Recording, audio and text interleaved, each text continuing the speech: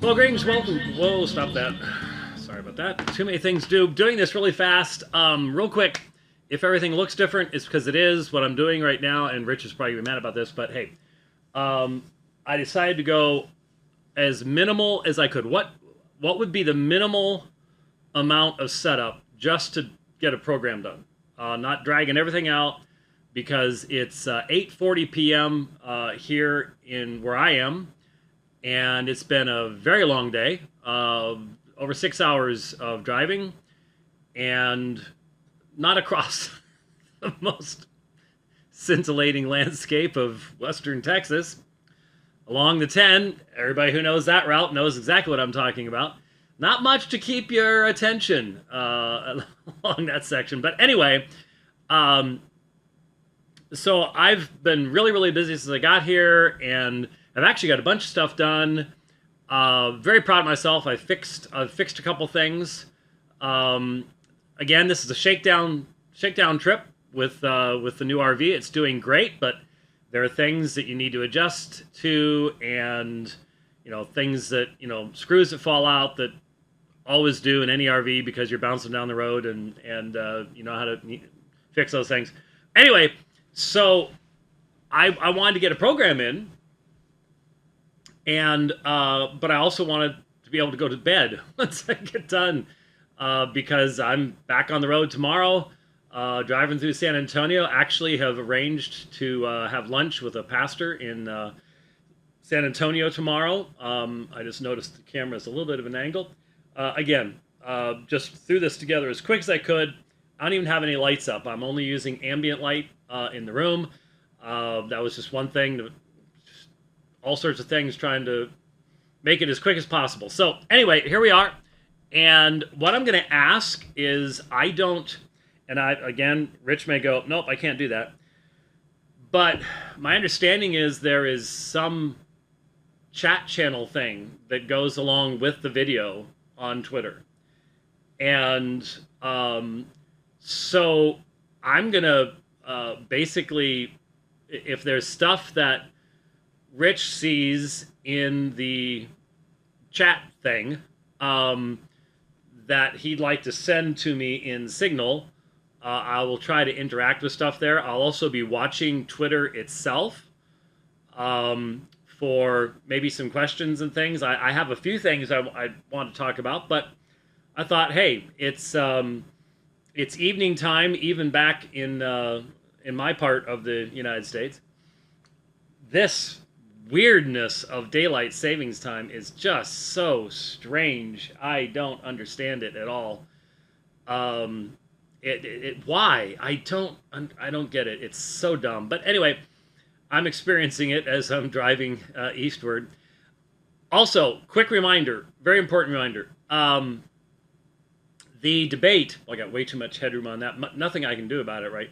Well, actually, there probably is something I could do about it. Watch this, folks. This is how you mess everything up live on the air, okay? Well, that didn't really mess things up too badly. Yeah, it wasn't too bad, given it was all done through software. We'll live with that one. Anyway, for the debates next week in Livingston, Louisiana, there is a link at the front page at aomin.org. If you're coming, you need to get a ticket. And that's just simply so you know how many people are coming. That's so you don't have 300 people show up and they're disappointed because they can't get in because there's limited seating. It's not, oh, look at the people trying to make all that money. Nobody's making a bunch of money off stuff like this, I assure you. So if you haven't gotten your ticket, I think there's about 140 spots left, I think is what I was told today. And there are two debates, of course, so I'm starting to wonder if maybe the tickets are for both debates. I'm not sure. Follow the link at aomin.org and make sure to get that taken care of. I don't want people traveling, a couple states and then they can't get in or something like that. I doubt that's going to happen, to be honest with you. What we discovered in Houston was 75%, maybe. of the people who purchased tickets, they put money out. Only about 75% showed up. So I'm sure there will be extra room left because you just get a smaller percentage. That's why airlines oversell planes. The tickets for the planes, because there are people who just don't show up. That's why they end up having to give free tickets away and stuff like that. But anyway, so make sure to do that. If you want to be at the debates with Jimmy Akin on Sola Scriptura and on how a man has peace with God. So, in other words, redoing the Sola Scriptura topic again. This will be different. You can't blame me. This is the fifth time. And, take the gloves off. I'm going to be responding specifically to his presentation, specifically to his assertions about what the paradigm was in the early church, the equivocation that is involved in trying to say that anything in the primitive church is the same thing as the magisterium today. No. Newman understood you have to come up with a wild and crazy way around that. The developmental hypothesis, absolutely necessary to try to make that connection. And then, of course, has man have peace with God? What is justification? Was Abraham justified multiple times? Is that not an argument against Paul? Which it actually is. That'll be some of the stuff that'll be coming up in the second debate. So looking forward to that, and hope you can make that. I think it will be live on Facebook. Of course, it will be being recorded for high quality uploading at a later point. But probably the resolution on the live stream will be not what it will be once we put the nice version of it up at a later point. Okay, I've sort of feel like I've been out of things. It's not that I haven't been I've not been completely disconnected from what's going on in the cyber world. But when you're spending 5 to 7 hours a day playing tag with semi-tractor trailers, and when you're almost the same size as a semi-tractor trailer now, it does diminish your social media participation, shall we say. And so I wanted to comment. I had the opportunity today to listen while driving. There's a lot of stuff that I have queued up to be listening to while driving. Most between now and the debates relevant in that areas, but there's stuff I want to get to on other topics on the way back for future discussion. But I had the opportunity today while driving to listen to the entirety of Doug Wilson's appearance on the Tucker Carlson show. And I have to admit, it's really interesting to me. I really wonder where Tucker is these days. Exactly what is he thinking, and where does he stand? He seemed fascinated by Doug's discussion and positions and things like that. I'd love to see, find out that he believes in these things and stuff like that. Who knows? I don't have any inside information on anything like that. But it was a very, very interesting conversation. And I only got to hear it today, so there's been a lot of talk about it for the past couple of days. And it's really sad, honestly. Oh, great.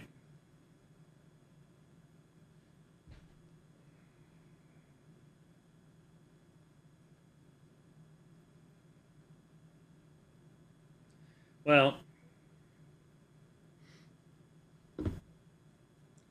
Okay, I apologize.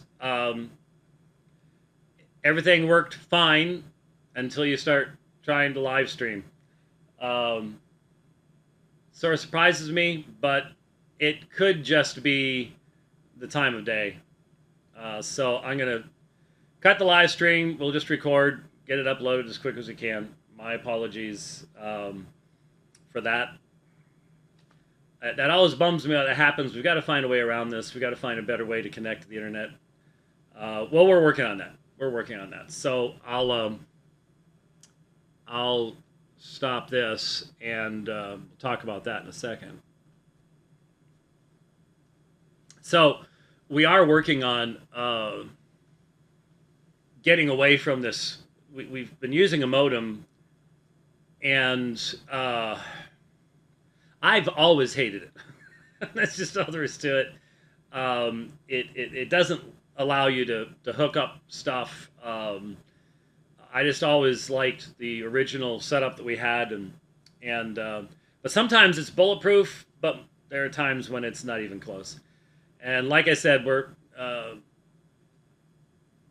gonna have Starlink as a backup, and we've had to upgrade what that is so that it can hook into the system we're gonna install in this thing, and hopefully that'll make a difference. I think it will, but you're still using cellular stuff like that, and especially at nighttime, that can be an issue. So, anyways, my apologies for that, and that also means I won't obviously be able to be watching stuff on Twitter.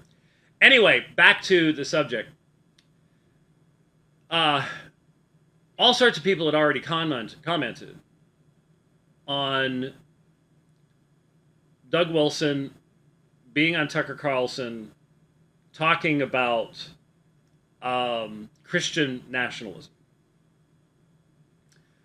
And all the usual suspects who have already staked out their claims for opposition to Christian nationalism, support of Christian nationalism, taking a middle ground and saying, well, I recognize the difference between what Doug Wilson is saying and what Stephen Wolfe is saying, and there are fundamental theological differences there. All that kind of stuff is, sort of, everyone's already staked their claims. There are people who, we've said it before, and it's just sadly true, who suffer horribly from Doug Wilson derangement syndrome. It wouldn't matter if he went on Tucker Carlson and triggered a national repentance. They would still be angry and refuse to be involved with it or anything like that. And so, anyway, putting all that stuff aside, I was just... I was disappointed with many people, many Christians, who couldn't watch that, or at least listen to it. I listened to it. Who couldn't listen to that interview and go, isn't it fantastic that a Christian minister is having an opportunity on that program with that audience to be able to present the claims of Christ as the crucified and risen Lord and Savior, enthroned in heaven, proclaiming forgiveness of sins, being able to identify. I thought it was so wonderful that, Carlson's a sharp guy, and he's asking, he had caught that Doug had said a number of times, America's arrogance would properly lead to America's judgment. And so, I'm not even sure if we're still on, because now the cache says okay. So I'll wait to see if if Rich texts me and said, hey, it recovered.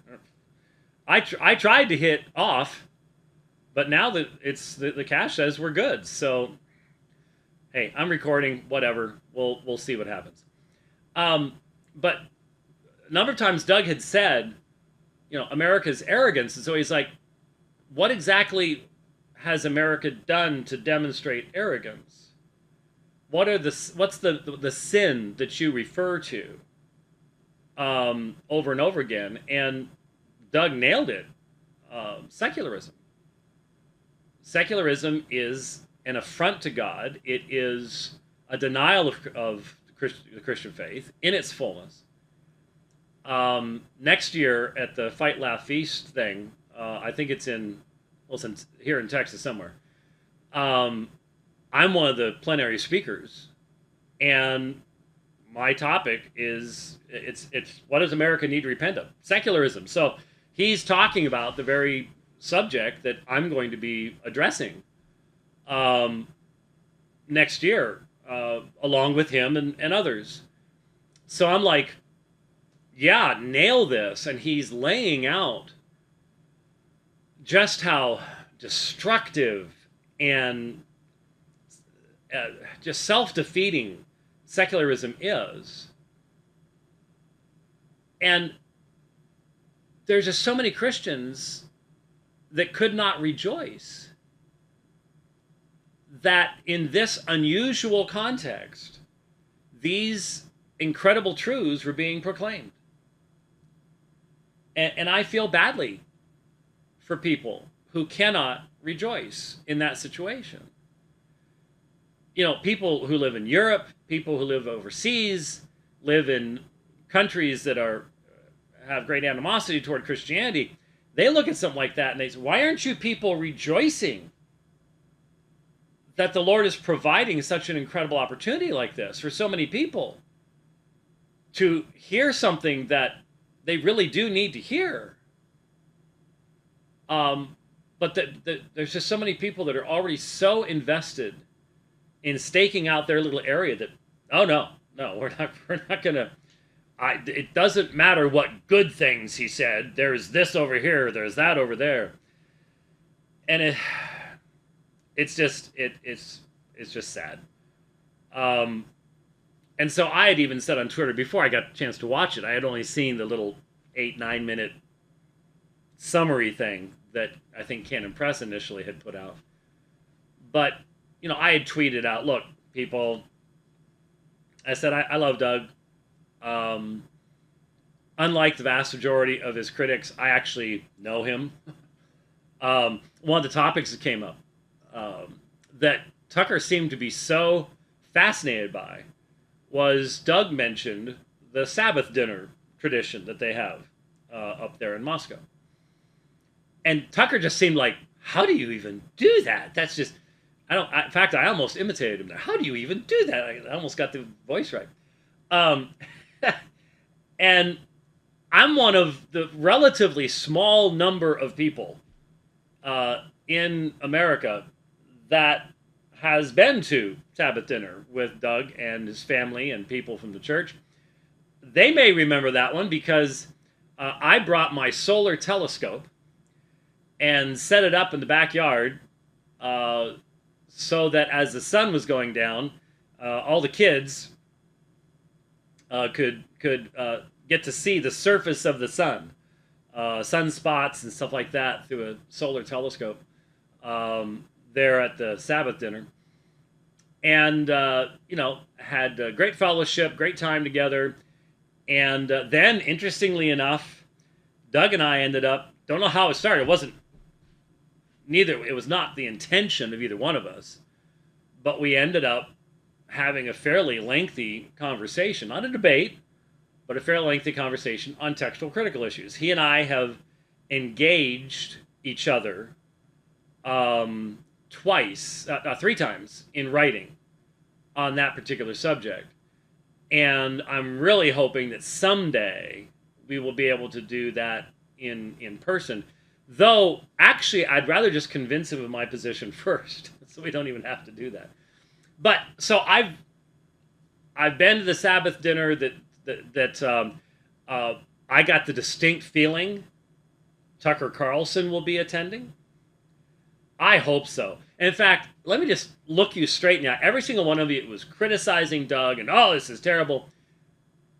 Don't you think it would be a good thing for Tucker Carlson to fly to Moscow, Idaho, soon, in the next couple of weeks, and attend Sabbath dinner, and then, attend services at Christ Church? You think that'd be a bad thing?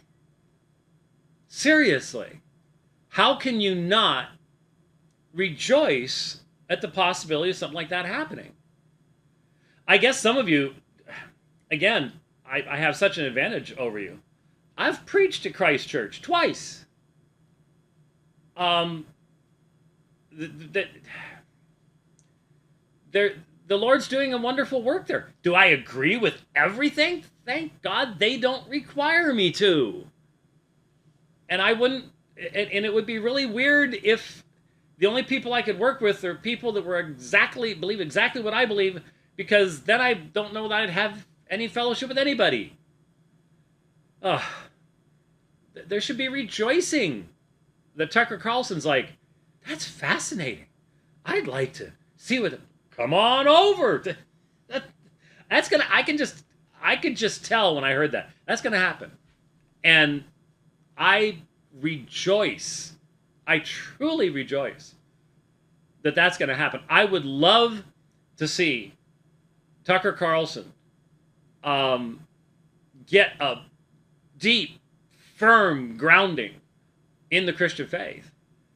And if that comes through Doug Wilson, I have no problem with that at all. And if you do, I just want to look at you and go, okay. As I said over and over again, I like the way Doug Wilson does it better than the way you don't do it. He's out there doing it while you're sitting in the back row sniping at him, but you ain't doing anything else, so shut up. Oh my goodness, it just frustrated me to be seeing all the childish sniping back and forth that was going on. It was frustrating. Anyway, so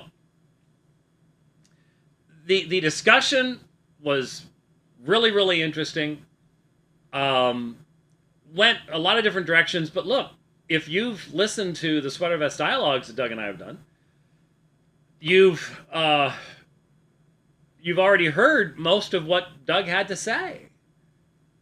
We've discussed these things, and we've discussed the reality that from his perspective, from my perspective, there has to be a theological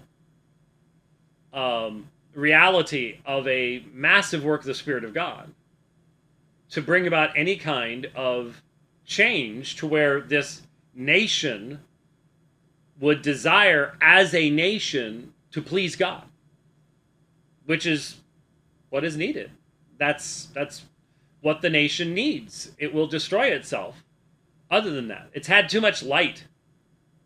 To wallow in the darkness of secularism is going to bring destruction. There just isn't any way around it. So I really hope that a lot of folks will move past their tribalism and be able to sit there and go, okay, I may not like what Doug does here, Doug does there, but man, what a neat thing that he had the opportunity to do this and stepped up and proclaimed the Lordship of Christ and proclaimed the resurrection and proclaimed salvation by grace through faith in Jesus Christ alone. And that's great. Yeah, but 14 years ago he said, oh, shut up. Ugh, stop it. Just so tired of it.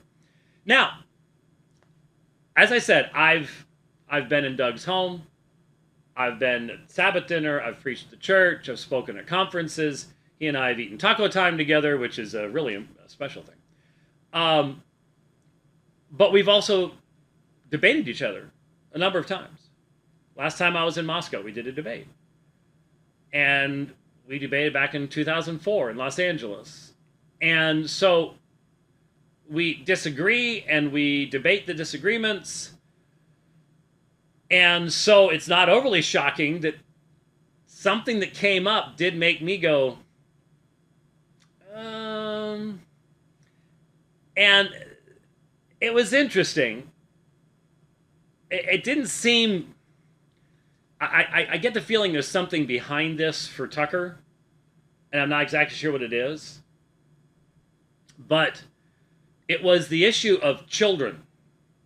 And of course, in Moscow, you've got covenant children, and we've had all sorts of discussions, and not even the debate topic of pedo communion and stuff like that. That really wasn't what was relevant here. What was relevant was the idea, and Doug and I haven't discussed this specifically, and he did say that there needs to be an analysis of the situation in each situation, and there could be situations where this isn't the case. But I got the feeling that Doug takes the position that if that all your children not only need to make a profession of faith, which in a pedo-baptistic context is different than in a Baptist context, but that if one of your children goes off the rails, that you become disqualified to serve as an elder in the church. And so that would be a specific understanding of the qualifications, and evidently he's written a book on it. I haven't seen it.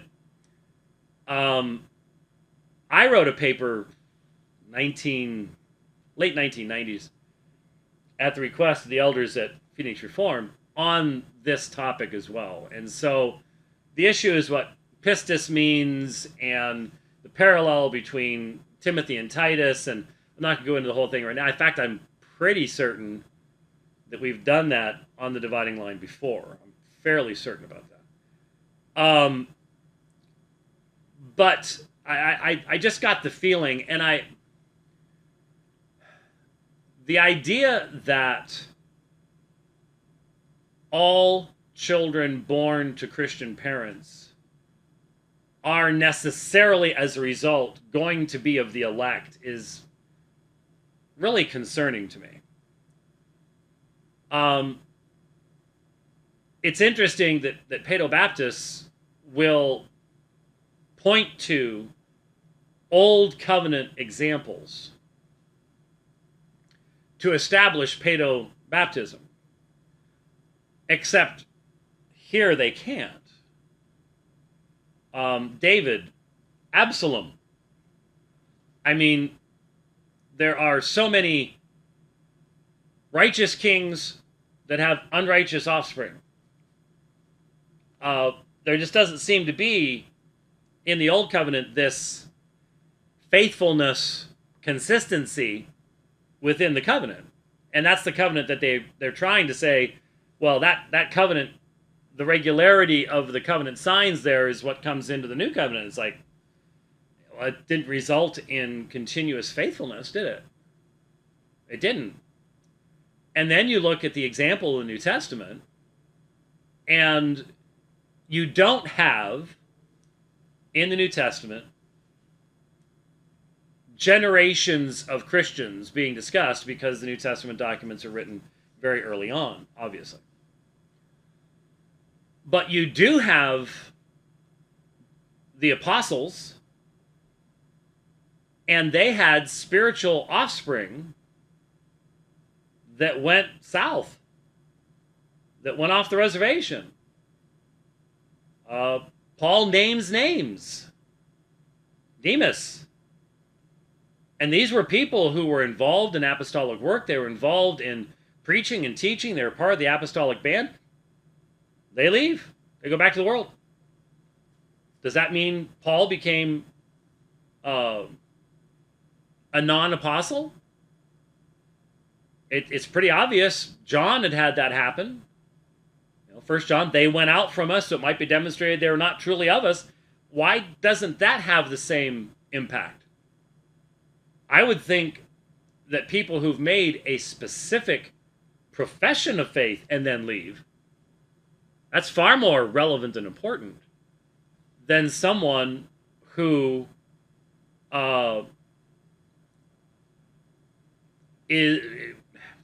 receives some type of sacramental sign when they're 8 days old or a couple weeks old and then never lives up to it. I see a huge difference between those two. So, I was listening to that, and I was listening to that discussion going, okay, there's one of the big differences between Reformed Baptists and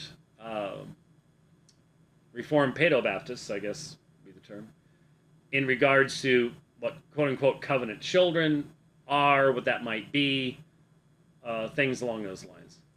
So, it's an area we have discussed. I've discussed it on Cross Politic, especially last year with the Baptists are responsible for transgender insanity, and that kind of stuff. And I don't think we'll ever be able to stop talking about it. I wish we could. I get tired of it personally. But that's the price we pay for being able to have fellowship and work together in the gospel. Means we have to keep talking about the things that divide us. And so there you go.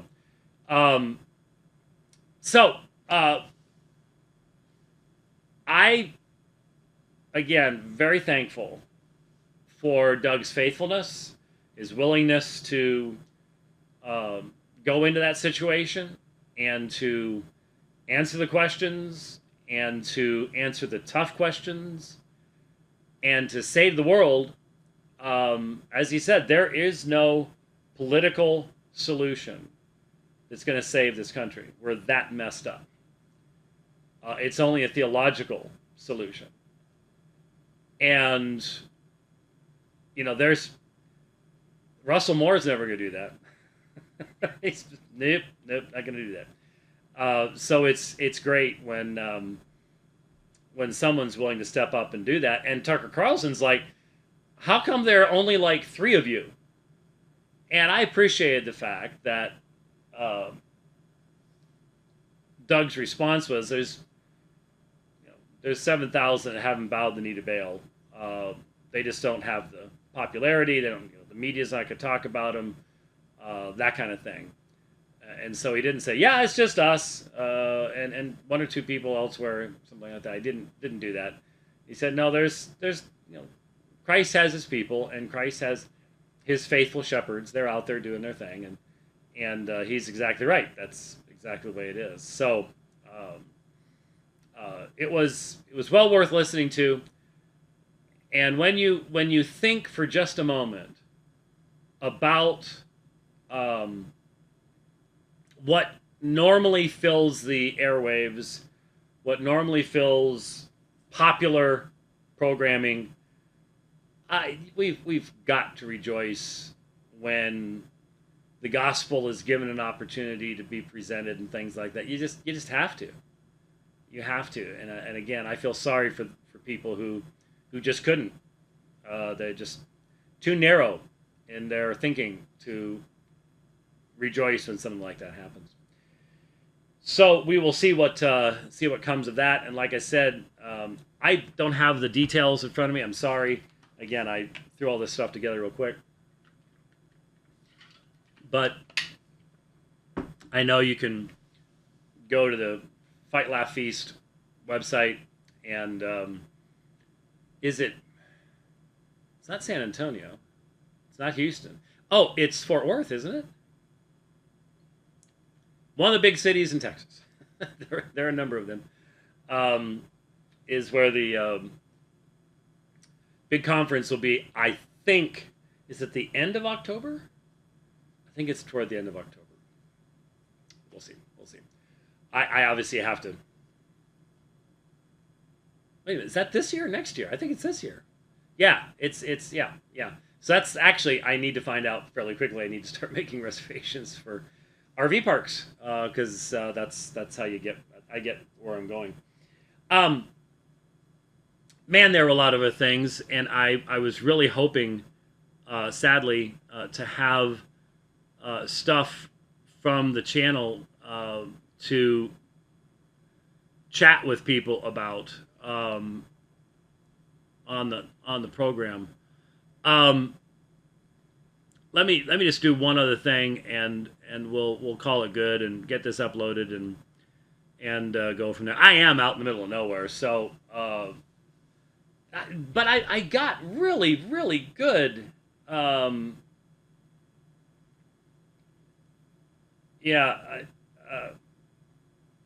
I got really good results on the test, but speed test means nothing in regards to the reliability of the stream for doing data transfer. It's a more of a burst thing. It's so anyway.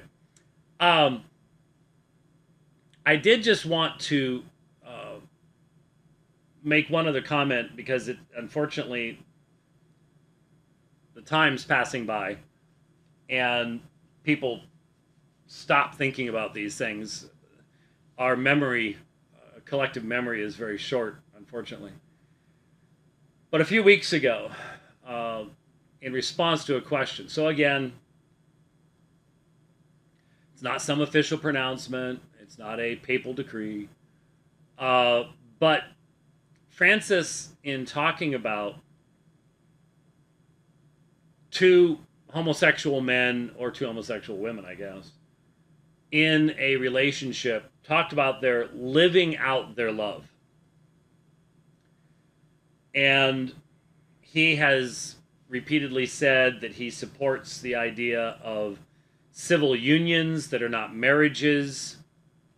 We all know that in every situation, that's resulted in marriages eventually. It's the same thing. But the issue is that the Pope of Rome does not have a biblical concept of love. Now, that says a lot about Francis and Rome and Rome's claims and all that stuff. It does. But he's not the only one. He's not the only one.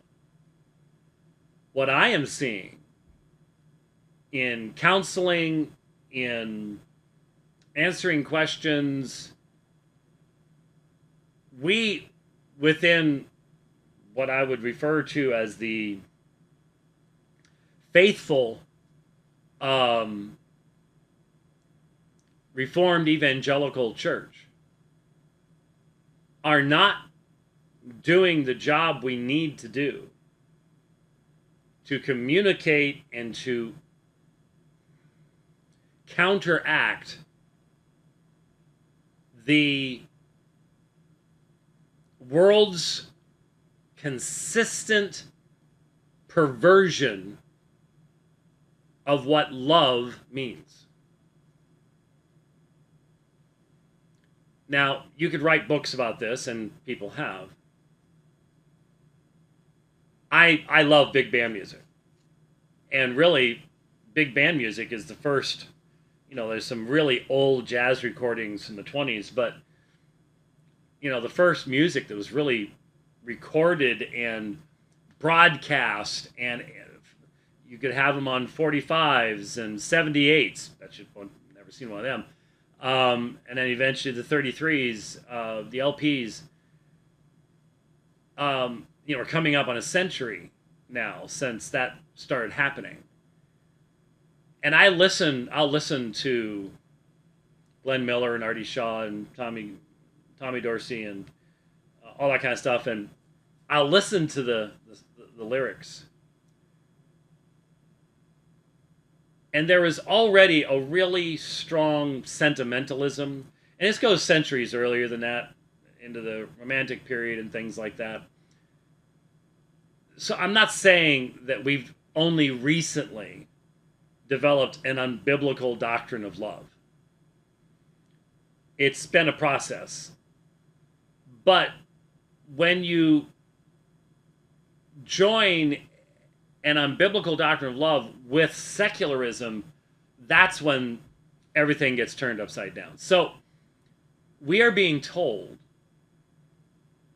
and with the threat of the force of law, that we have to embrace the idea that two men, or three men, or four men, or 10 men, or four women, or whatever, there's really no reason to say two. But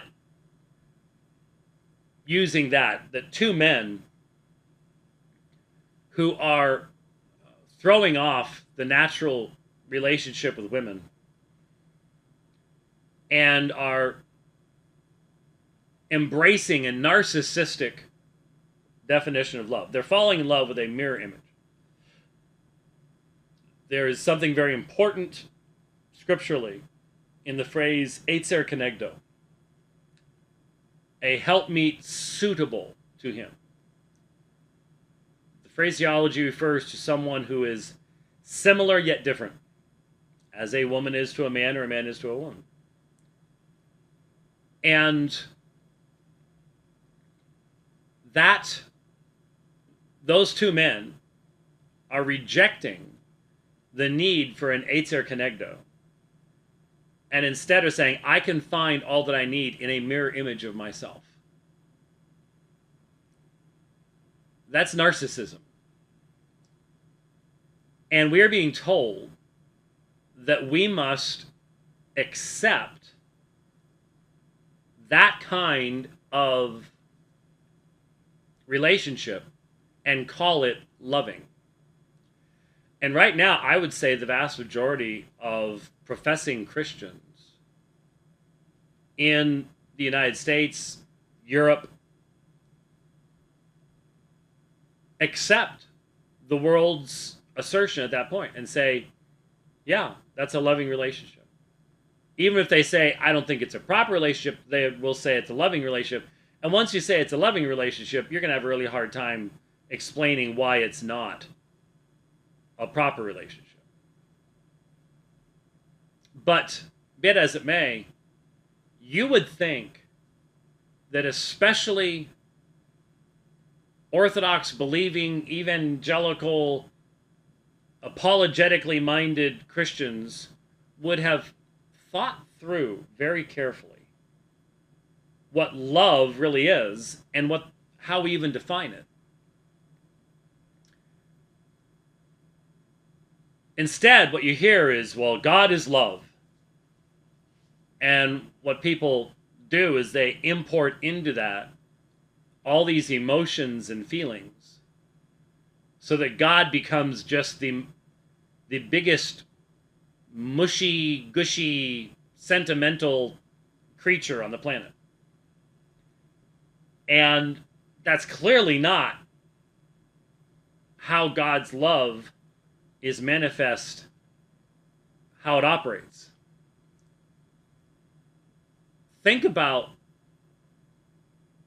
the demonstration of God's love in Scripture is in the sending of the Son, his self-giving, and his rising again and being enthroned in heaven. And God demonstrates his love toward us, and that while we were yet sinners, Christ died for us. Okay. From our perspective, when we receive from God, we see these things. But when you look at the big picture, God's love is demonstrated in his own self-glorification. And look at the process that God used to bring Christ into the world. It involved the rise and fall of nations. It involved a lot of people coming under his wrath to express his love. We tend to just so focus upon one aspect of Christ, of God's character, that we don't see how they fit together. The beauty, I think one of the things that we're going to be spending eternity doing is looking at and coming to contemplate and understand the depth of the consistency of the attributes of God and how they have worked together in ways we can't see in this life because we have so little knowledge of everything that's going on. Once we can see the big picture of what God was doing cosmically, I think we're just, to say we're going to be blown away is to once again demonstrate that language is insufficient.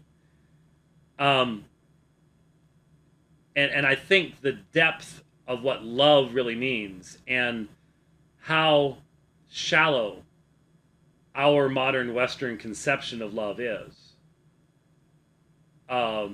will be seen very clearly, but primarily in eternity. Primarily in eternity. Last week, that fellow in Austin, the graduate of Dallas,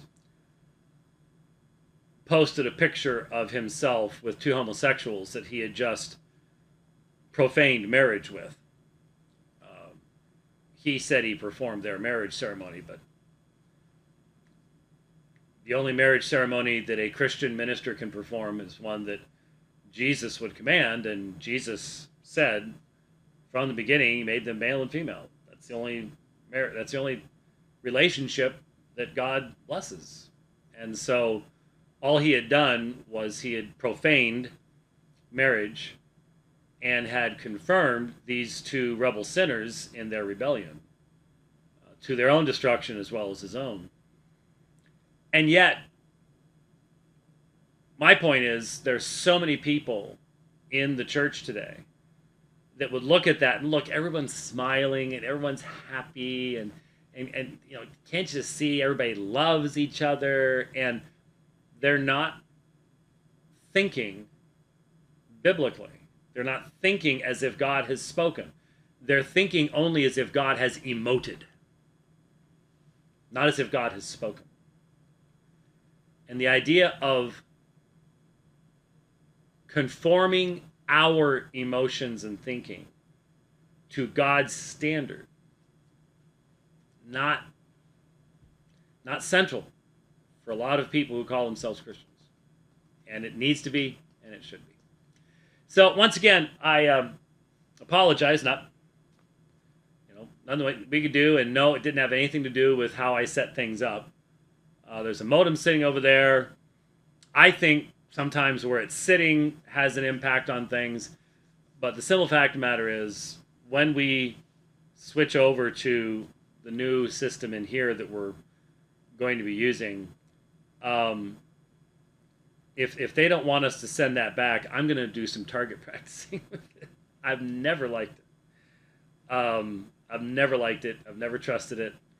90% of the time when my phone tries to hook up to it, I have to turn Wi-Fi off and go another way. So it's just never worked for me, and didn't work for us tonight, unfortunately. I really wish it had. I really put some effort in to get everything put together, and did give me at least an idea of what the minimal setup looks like and about how long it would take to get it set up. So I'll get better at it as time goes by.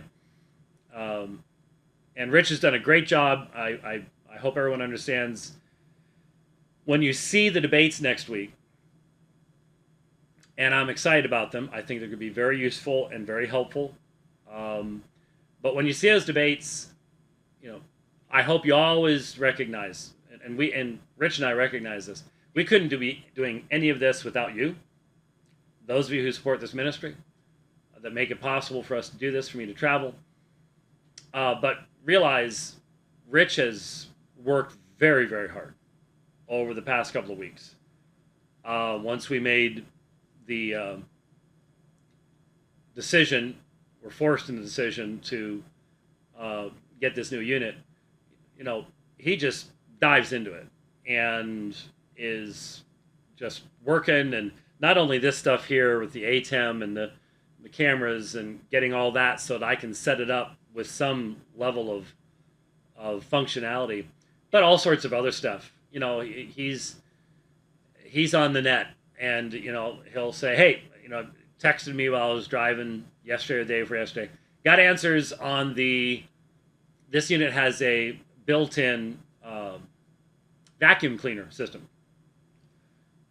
And I'm sitting here going, I don't want to really use it because I don't know where the bag is. Has it ever been cleaned out? How do we switch it? I don't know. And so, I'm driving down the road and the phone rings. Yeah, got answers. Okay, this is what you got. And the bag is at this location.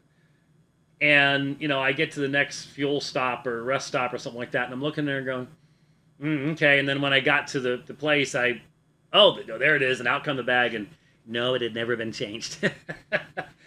All of a sudden, it worked a whole lot better once you put a clean bag in there. It's great.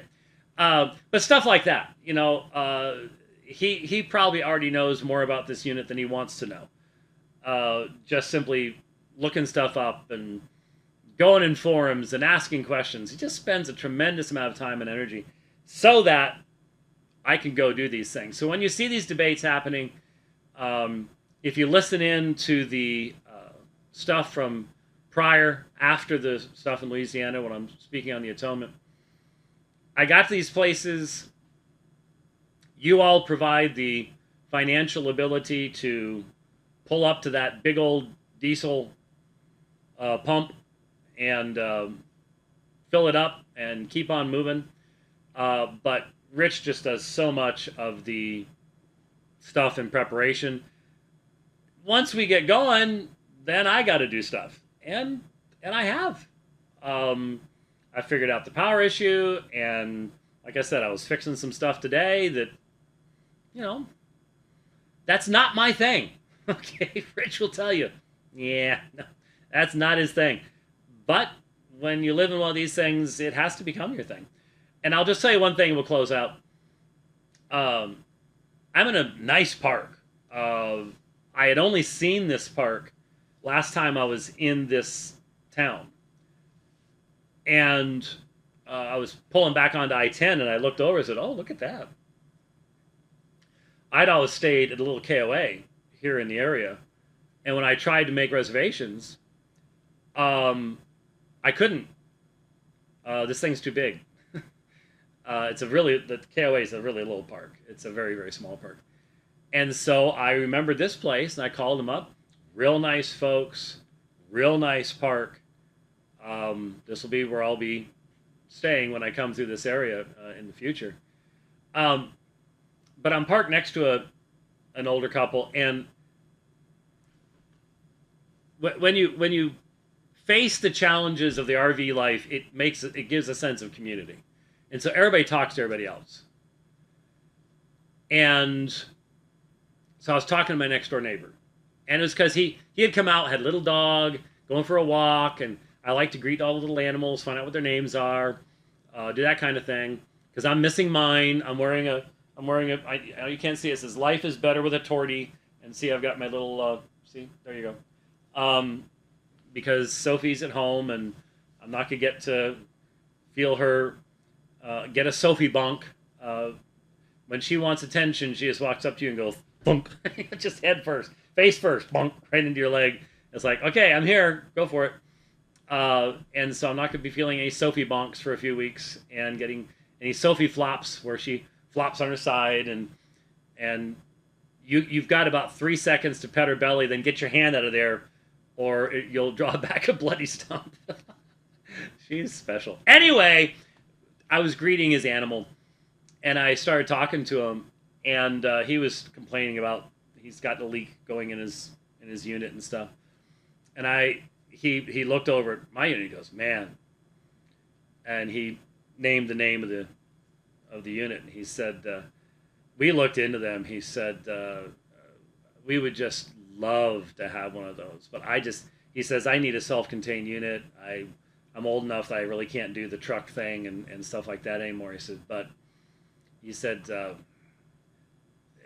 top 2 or 3 of the units that we looked at that were just the best made, best floor plans, And he's looking at mine going, that's nice. And it is. And I can't go into all the details, but we stole this thing in the sense that it's used, 4 years old, but this is its first use. It was lived in for 6 months, but it never went anywhere. It went across the valley in Phoenix and back, and that was it. So I figured it had maybe 80 miles on it. And I've now put 900 on it in 3 days. So we got this thing at an incredibly good used price, but it's basically a new unit. And my next door neighbor was going, "Wow, they're believers," and they're like, the wife was listening. She goes, "Jesus must love you." I was like, "Okay, I'll take that." I know he does. I never really thought of it this way, but yeah, I would agree. The Lord has been very kind to us. So I'm certainly doing my best to take care of it and repair little things as I can go along. And we're just thankful to be able to use it and continue to move forward. We're looking at more possibilities of debates. Man, we are definitely on track to try to get to 200. And I'll be honest with you, I don't know what the state of this nation is going to be after November of this year. So between now and then, we're going to be on the road. We're going to get stuff done and press on. And that's what I feel we're called to do. So thanks for watching this in delay. I apologize again for the crash. Didn't even see it happening. Everything had worked fine beforehand. That's always how it works, but then things die. So there you go. So I'm not overly concerned about being all fancy dancy here as we get out because we're only recording this anyways. But let's start it and say we will see you next time on The Dividing Line. Thank you so much for watching, and God bless.